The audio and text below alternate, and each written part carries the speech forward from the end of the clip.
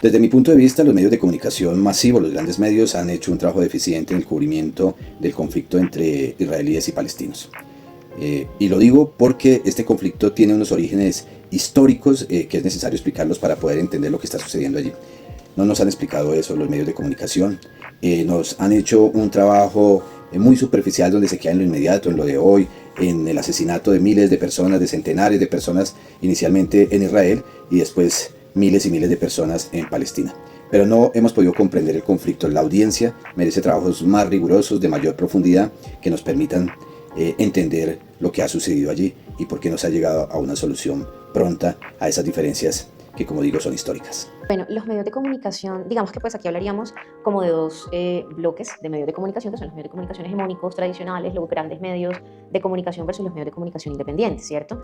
Hablaríamos entonces de que los grandes medios de comunicación, en la medida en la que pues también están alineados con poderes económicos, políticos, etcétera, de alguna u otra forma presentarían la información que beneficie o que reproduzca el statu quo, ¿sí? Entonces, en este caso puntual, hablaríamos de, no sé, los medios de comunicación construirían un discurso que beneficie a las élites políticas, económicas, que de alguna u otra manera estén presentes dentro de ese conflicto. Y con presentes no me refiero a quien vaya ganando o perdiendo, sino a quien de alguna u otra forma, también en términos geopolíticos, esto es importante, mande la parada, por decirlo de alguna manera, en términos de eso. Por ejemplo, si lo pensáramos en torno al conflicto, por ejemplo, que hay ahorita entre Ucrania y Rusia, ¿cierto? Y como también, digamos, a partir de el sistema político, económico de Rusia, entonces muchas veces se desfavorece, ¿cierto? En relación, por ejemplo, con ese aspecto, lo que ellos pues hacen en torno a ese conflicto, por poner un ejemplo como más concreto. Pero básicamente se trata de eso, de cómo estos medios tradicionales, digamos, como una forma de mantener el statu quo, siempre reproducen discursos que favorecen a quienes se encuentran, digamos, en una lógica de poder pues más jerárquica en ese sentido, versus, por ejemplo, los medios independientes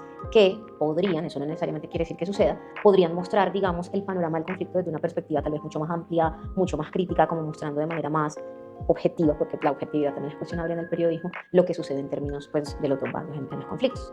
Aquí lo que pasa es que generalmente se construye una postura, ¿cierto?, frente a lo que sucede. Por poner de pronto como un ejemplo más cercano, que ha sido la forma en la que los medios tradicionales aquí en Colombia han representado el conflicto armado, ¿cierto?, entre guerrillas, paramilitares, sociedad civil, y cómo, digamos, en esos discursos construidos, generalmente, a pesar de que, por ejemplo, muchas cifras y mucha data demuestra que los paramilitares, por ejemplo, fueron más violentos y tienen cifras mucho más altas en términos de ataques contra la sociedad civil y demás, se construye un discurso que de alguna u otra manera es decir, que los favorece más o que justifica sus acciones en relación con, por ejemplo, lo que cometió la guerrilla, ¿sí? Entonces, a lo que voy con esto es que los medios de comunicación tienen, digamos, ese poder y tienen esa capacidad de construir, digamos, posturas frente a cómo la gente, a cómo la sociedad entiende estos conflictos y en ese sentido cómo favorece a cierto bando frente al otro, aunque eso no necesariamente, ese discurso o esas posturas representen lo que realmente sucedió.